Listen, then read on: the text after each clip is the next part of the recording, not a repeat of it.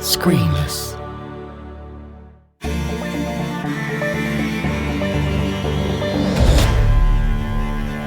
Making a soundtrack. Opening scene and action.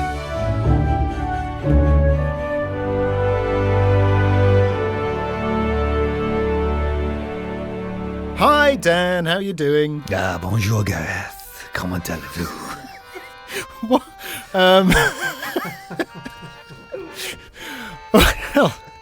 Well Dan, what are we up to this week? Cette semaine, tout autour du dub. Hang on. Sorry, Dan, what's going on? Je suis désolé. J'ai été dubbed. Well, I've been dubbed. It's all about the dub this week, isn't it? Oh, Dan. Oh. Okay, so we're clear now. Yeah, okay. It's about the dubbing engineer, not being. Yeah, okay. Nice one. We won't tell Tristan. No. Speaking of which, where is Tristan? He was really feeling the pressure of lockdown. He wanted to get out, didn't he? Hang on, what's that noise? Is that a plane? Yeah. It's a plane coming It over. is. It's a biplane. Oh, God. Did you see that bloke falling? Flipping heck. He's in free fall. Where's your parachute? He's trying to open his Hey, parachute. open your parachute! Oh, my God. Is that Tristan? The knapsack on his back. Hey guys! Oh, Hey, it is how's you. it going? Wow. Flipping heck, are you alright? That looked like a bit of a bumpy landing. It's a good job you'd left your Zorb there. It was a bit of a solid landing. It was a bit like diving into a pool and doing a belly flop. That's how it felt. And it's amazing how you bounced off your Zorb straight into your seat, ready to start the episode. That's amazing. Yeah, I've been practicing that one. Wow. Well, we're all here. We're all here. So, the dubbing mixer. We're right at the end of the process now. We are, yeah. So, the music's been recorded and it's been mixed and it's been delivered to the dubbing mixer. So at this stage, what kinds of things are we looking out for? To be fair, there's not a great deal going on. All you're going to get now is the occasional change where they might suddenly decide, because of different views, that maybe that piece of music isn't working as well as they hoped anymore, or sometimes there can be something wrong with the scene, but it's easier to change the music last minute versus doing something else. Yeah. I've been in sessions where cues have been swapped. They'll take something from earlier and put it in place, or where they've been dropped as well. But other than that, there's no massive surprises. Yeah. You have worked with today's guest, Dan, haven't you? I have, yes. What can you tell us about Mark? Well, I quite often go on about how the dub is my favourite part of the process because everything comes together. And I think a lot of that is down to the way Mark runs dubs. When Sam and I started working on the Sarah Jane Adventures, from series 2 onwards, we'd all go over to the dub. And it was just a wonderful, wonderful thing. When you're working on a show that has that many elements, you know what it's like as a composer, Gareth, and you too, Tris. Yeah. You get sent something and it's got some rough dialogue on it and maybe some sound effects that have been slapped on, but they're not the actual finished thing. And then just to sit at the back and have everything, including your music, be mixed together and sound like a proper TV show. That's the moment it becomes a proper TV show. It's really exciting. And as a composer, you're taking your cues visually about where the effects are going to come from, Yeah. aren't you? So when you're writing music, you kind of got those things going around your head as well. Yeah, and it can be a surprise sometimes seeing the things, but also hearing what the special effects guys have come up with, the sounds for these things. At the heart of all that is obviously the dubbing mixer, who's wrangling everything together and making it a complete whole. So Mark, as well as the Sarah Jane Adventures, of course, he's done things like Doctor Who, Yep. Panorama, Coast. He mentions a couple of programmes in the interview. Wizards vs. Aliens, of course, Yep. which you're on as well, and Casualty and Being Human, and he's done loads and loads of stuff, hasn't he? Yeah, masses of it. I think sometimes dubbing mixers are close to composers because you tend to have to do everything, and a dubbing mixer's the same. You have to be able to do everything, and he has pretty much done every kind of TV program there is. You name it, he's dubbed it. And so we're going to have to do another little pop quiz because Mark does mention a few things that might be misunderstood by listeners. Uh-huh. So up for that, both of you? Yeah, Who wants to take the first one? What's an ADR editor? I'll do ADR. ADR is an easy one. ADR stands for Automated or Additional Dialogue Replacement. So on a TV show or film where they may have been on location, it could have been too noisy. It could have been because an actor has fluffed a line, so they need to redo it. So it's then done in a studio afterwards. There's something about LUFS. Loudness units relative to full scale is what it means. That's what There LUFS you go. are. It's just a standardized measurement for loudness in film and TV. Well, it's used in lots of things, but film and TV is specifically for broadcast. Okay. 24-bit WAVs he talks about, but that's just a high-res audio file, Yeah, isn't it? so basically? to put it in context, CD, do you remember those kids? CD is 16-bit. I remember CDs. Yeah, 16-bit 44.1. It's a higher rate. Broadcast has always been, in the UK at least, broadcast has always been set at 2448. He talked about an Avid server. What's that? It's not an enthusiastic tennis player, is it?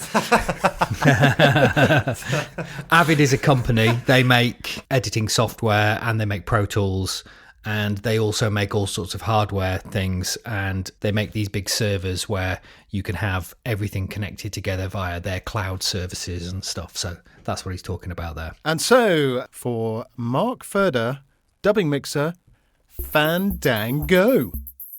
Mark began his career in music working with the likes of Brian Eno, Captain Sensible, and with Yar Wobble on his Rising Above Bedlam album that was shortlisted for the first ever Mercury Music Prize.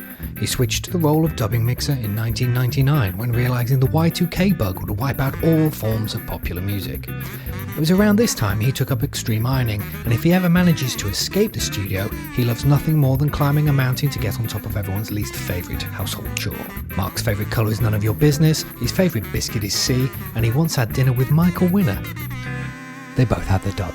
Thank you very much, Dan and the internet, for your amazing facts once again. You're welcome. Shall we go behind the scenes? Let's do it.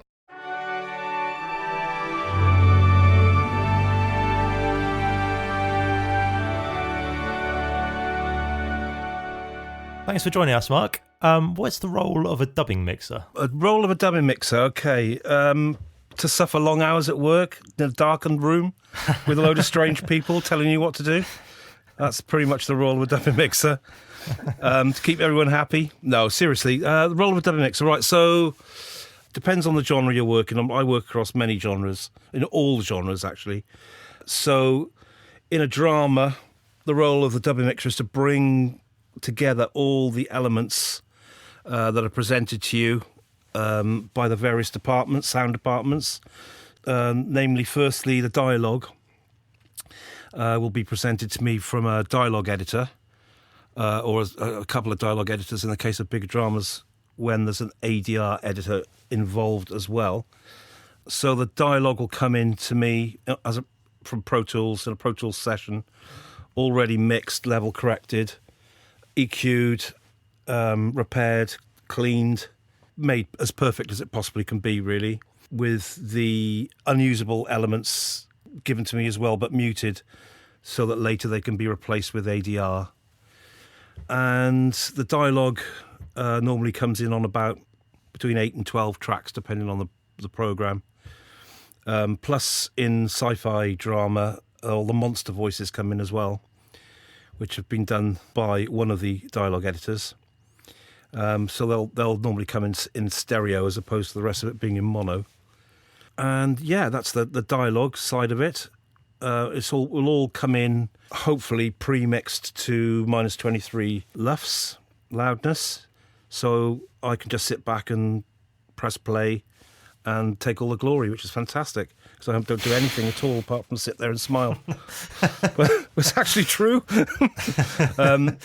So that's the dialogue element of it. Then I will get another session given to me by the effects editor. These will all be in 5.1 Pro Tools sessions, with dialogue reverbs also already being presented to me in 5.1 and corrected reverbs. And then the effects will come in, similar thing, loads and loads of tracks of atmospheres in 5.1 and stereo, loads of special effects, spot effects, mono, stereo. Really, on a big drama, can be an absolutely huge amount of tracks. I've seen hundreds of tracks on effects track lays, especially on sci-fi again with spaceships and stuff, and also with the exec producers who don't quite know what they want. So you kind of have to cover yourself for a spaceship to be a haunted house or to be a mechanical, rumbly spaceship. You never know. So that's the second element I bring together, the effects. And then the third element will be the Foley, which again can amount to sometimes 48 tracks maybe of footsteps and action sounds, real sounds to replace from the dialogue when it gets muted to make the foreign versions, because obviously we lose all of the actors' movement and presence on screen. So we have to replace all of that with a Foley artist and a Foley editor that fits the footsteps and the fabric material moves and the keyboard taps and the lifting up of the coffee cup, etc., and the opening of the wallet, all that. So that comes in as another massive set of tracks with hundreds of events, thousands of events. And then the last element will be the music, which, in my experience, normally comes in stereo as cues, separate cues for each composition, for each scene or straddling scenes or whatever. Sometimes comes in as a whole WAV. There was one composer who always gave a whole WAV, didn't want it fiddled with, didn't want it moved. So it would come in as a 1 hour WAV, which completely stitches you up when you need to change things. But that's beside the point, I suppose. And then my job's to bring all of that together and balance it and make a dynamic, exciting mix for telly within the limits of the medium, which are obviously very limited in terms of loudness and EQ, bass. Obviously, don't want too much bass on telly because it takes all of your loudness away. So basically, I degrade everyone's work to make it fit on a telly speaker. As well as that, I'm the agony uncle who has to hold the room together when there's people with different views and want to do things in a different way.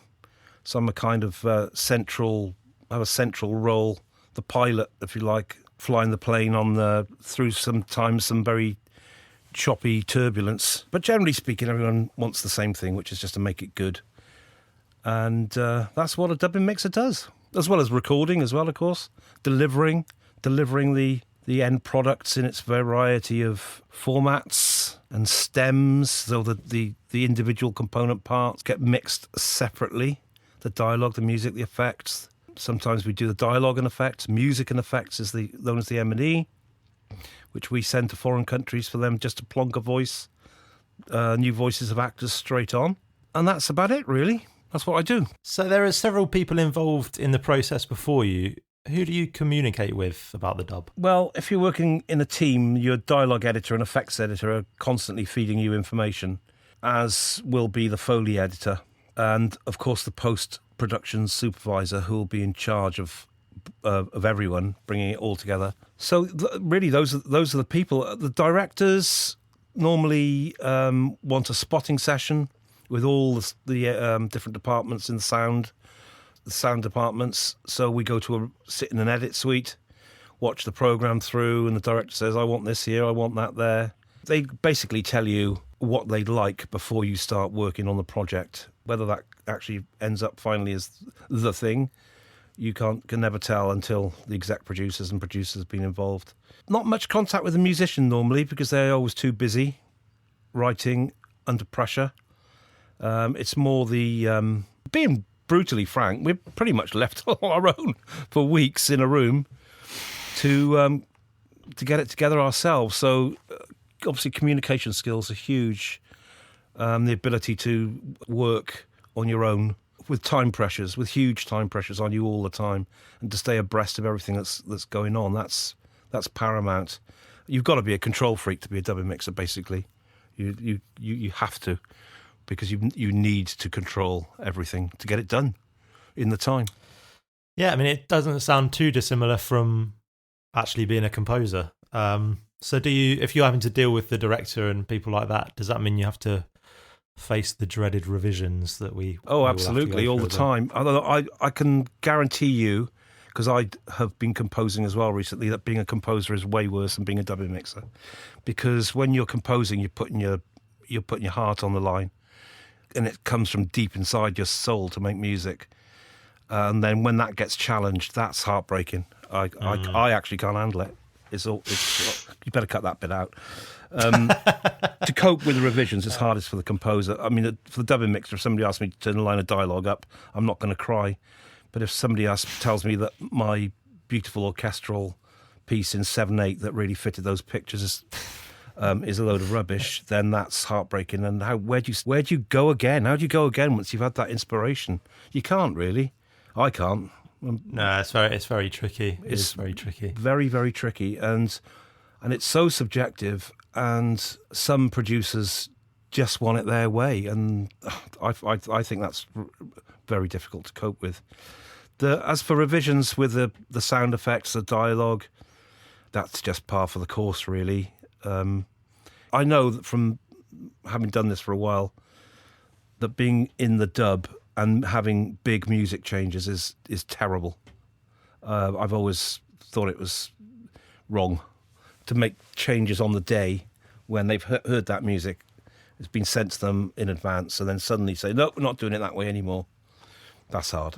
It's fairly, I think working in any sort of creative job is fairly brutal, isn't it? Yeah, you've got to have a tough skin, which most of us don't, because we might look hard, but we're actually not. That's why we've got doing a creative job. And yeah, some days, I mean, I've been doing this a long time. Some days I still go home and cry. It's tough. Yeah. I mean, does it help being around sort of similar people in a big building? Because obviously composers generally just work in a studio far away from everyone else. You're obviously in the BBC building at the moment. Yeah, it's good to have colleagues close by so you can go and vent a bit. I spent 2 hours doing the dialogue that way, and they don't want it at all. They didn't want the footsteps that I mixed for 3 hours. They wanted them out. You don't want to hear his feet. That's that. It's good to have colleagues. Yeah. It's also subjective, isn't it? That's there is a right way for everything in this dubbing procedure, but who says the right way is the way, not necessarily the way that some people would want to go about doing it, and music's the most subjective, isn't it? So yeah, completely. So what sort of problems generally come up in your line of work? Technical problems. It's all moving on so fast. Everything moves so quickly with the Pro Tools world and Avid world. It's mostly technical problems. If you're working with established people that know what they're doing, you don't really get problems in terms of everyone's trying to get to the same goal, which is to get it done and to make it good. So really, I haven't really seen many big problems with humans. I've seen one or two. I mean, do you ever get people sending you the wrong file formats and stuff? Oh, you mean technical problems? No. Well, any sorts of problems. No, everyone's learnt. Everyone's learnt. Years ago, maybe, but everything works now. The technology's just so brilliant, isn't it? Everyone sends WAVs at 24-bit, 48K, and it's job done. There's no problems. And how do people know that they're supposed to send that? Is there sort of an industry format that is agreed, or are you in communication with the mixer? Every country has its own set of what's normal, but here in Wales, Britain, it's always the same. 24-bit WAVs, AAFs, everyone. It just seems to have incredibly all just converged now. I never get anything that I can't load, or people have all become so good at doing it at home, and they just know. Yeah. So yeah. What about miscommunication with the director? Does that sort of thing sometimes happen if you've come out of the meeting or they've come out of the spotting session, you actually don't know really what it is that they want? Does that tend to happen at all? Not really, not that often. Sorry, I would love to give you some juicy examples of when people have had fistfights in the dubbing theatre, but it's not really like that. When you've got all professionals around you and everyone kind of understands. I have worked on programs where there have been very different interpretations of off-screen effects. For example, one show that I worked on that shall remain nameless had a wood monster that lived in the wood. We didn't really know what it was, but it kind of lived in the ceilings and in the walls, and it used to... Did it knock? Did it scratch? And there were huge debates for weeks about whether it would be doing that, knocking, or scampering across the ceiling. And you could go 2 days in the dub with that, and then that could be back to the drawing board. Everything's wrong because the exec producer finally realises from his story that he hadn't realised what the sound was going to be yet, but finally he works it out in the dub, and that's how I want it. And then you have to go back to the drawing board with that. I've seen that. I've seen those kind of problems. And you can have directors, producers and execs all with 3 different views of it, and the dubbing mixer is sat in the middle thinking, well, which one intellectually shall I go for?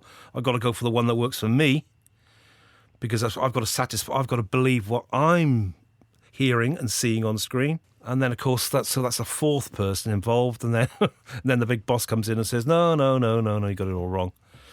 So those problems I've seen a few times. Misinterpretation, but it's generally because they didn't really know what they wanted when they started. Because they wrote the story, they wrote the script, and that all works, but they didn't think of the out of vision effects, because out of vision effects are so important. And that's the art form, isn't it, of dubbing? Really, is the out of vision effects. That's what the masters are good at. I mean, what you're saying really ties in with the job of a composer, because those are all the things that composers basically have to go through, and as we've said, it's fairly brutal. So once you finish, what's the next stage? Where does it all go in terms of files and deliveries? Yeah. Well, normally it just gets dumped on a server, and the post production supervisor picks it up and sends it to whatever central company base in London or around the world, if in the case of BBC Worldwide. And that's just a matter of sending 5.1 files and stereo files to other production companies and post houses, really.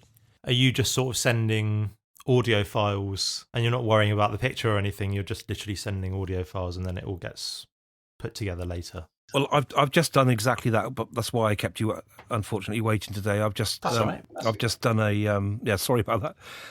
I'm working on a documentary called The Story of Welsh Art, which is a 3-part documentary with Hugh Stevens of Radio 1 DJ fame, and we've just done some fixes and the files I've sent.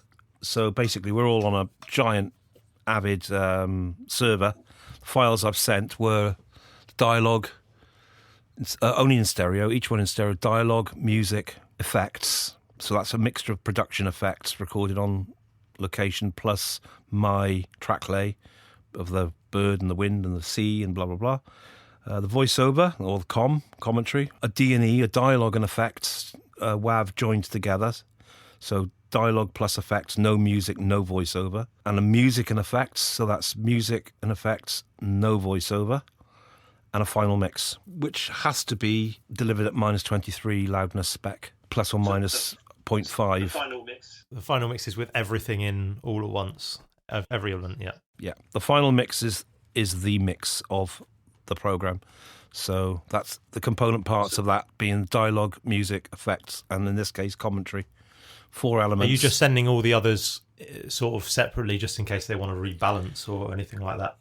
We send all production companies and internal productions want a set of stems because there'll be a trailer made, so they'll want access to the dialogue on its own, or the effects on its own. Also, when they reversion, they'll need the stems if they're going to do a new version of the program, so they can't cut into the final mix, obviously, because they cut straight through the music. So you open up the stems, mute the music around the edit points, play the dialogue effects and commentary, edit that to it until it works, and then of course you've got to replace that bit of music according to the new cut. And the other thing is that often 1-hour programs get made into 30s.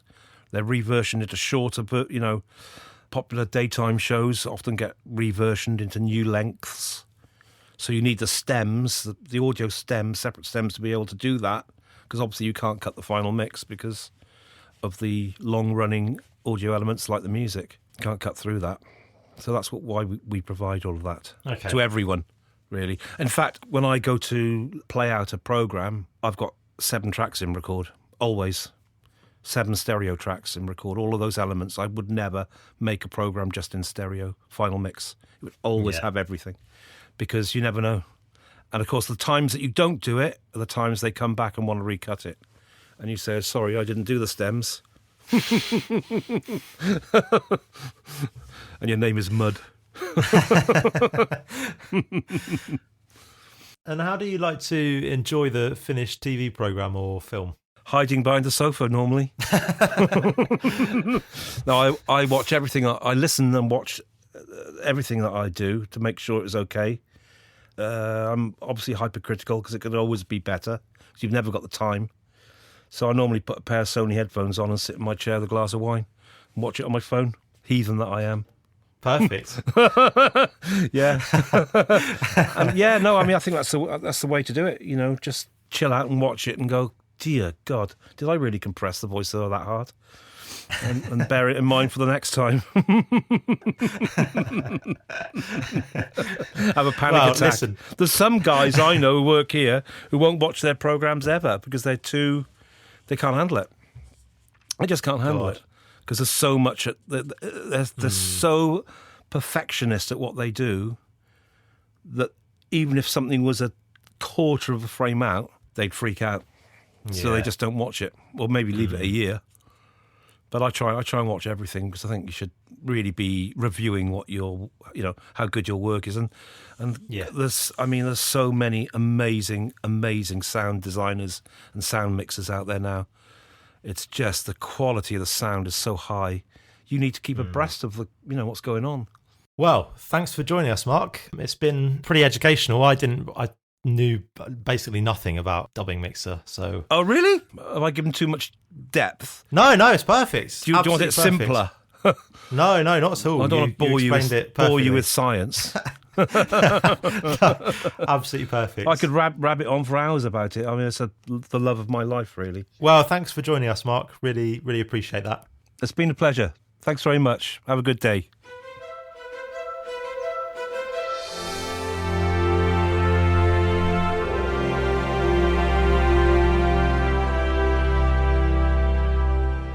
Well, wasn't that fab? Yes, that was really good. And it was really great of Mark to give up his time and share his experiences. Yeah, and a lot of them. He'd been doing it for quite a while. Yeah, there were quite a few interesting things that Mark was saying. And obviously, this is at a point in the process where it's less musical. Yeah. So there were quite a few things he was talking about at the very end of the process, which I thought actually at the beginning of the interview, Mark was a little bit, I don't know what to tell you. To some of what Tristan was saying. And it's because at that point in the process, everything has been so well made that when it's being sent to him, he's dealing with some very, very well made content that he doesn't really need to do much to.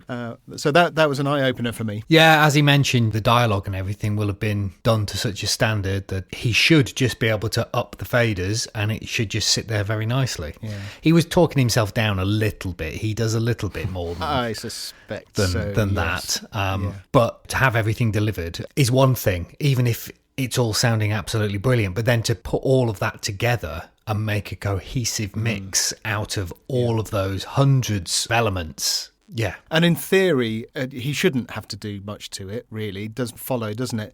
But I guess the problems that come up are to do with subjective decisions, which... are to do with things that should have been signed off before that. So I suppose a frustration for him, isn't it? Yeah, and as he also mentioned, and this harks back to Matt being the conductor and being the go-between between the booth and the musicians.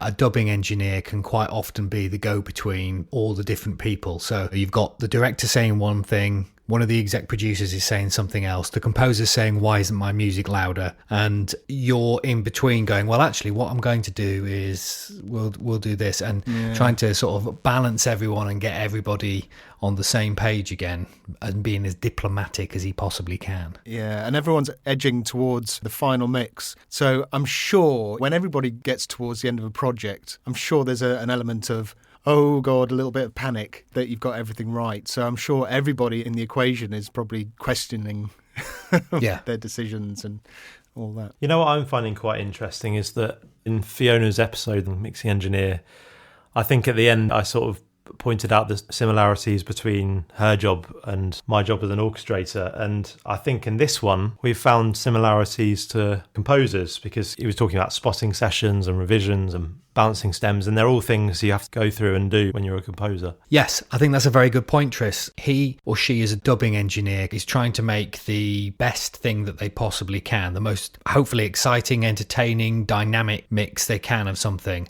And what we want to do as composers is obviously we're trying to stick some of the energy and stuff into those points. So I think there's definitely a cross between it. And as Mark pointed out, I mean, he's done a little bit of composing himself. I know he recently did a series which he downplayed as being all drones. It wasn't just all drones. But yeah, so definitely some similarities, yeah. And he's still providing stems. Yep. You know, you think it gets to the end, he just provides a stereo master, but no. And that makes perfect sense, doesn't it? If it's going to be in a different language, yeah, or if they're going to make a trailer, yep, then yeah, those broadcasters and production houses are going to need those different elements. So again, it's another long list that he's got to pass on. You can never escape the stems. Never escape the stems. So I think that's rounded off quite nicely. Tristan, is that your plane arriving over there? Ooh. Yeah, I'm about to do a spot of skydiving. Now you've got your parachutes on this time because you had your knapsack on coming in. I've remembered the parachute this time. Good, excellent. It made a hell of a mess when you landed on your lunchbox like that. Okay, Dan, is that a wrap?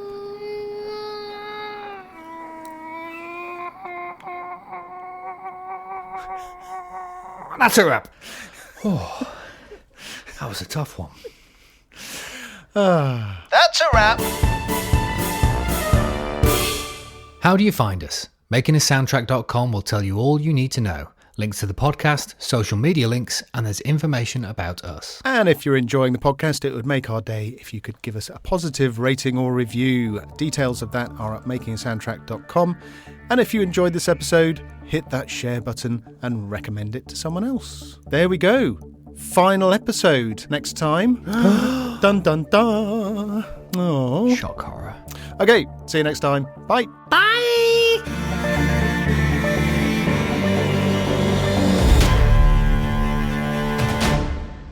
That's so weird, isn't it? Yeah. Ask Brian Cox. Professor Brian Cox knows all about zoom latency. It's one of his latest theories.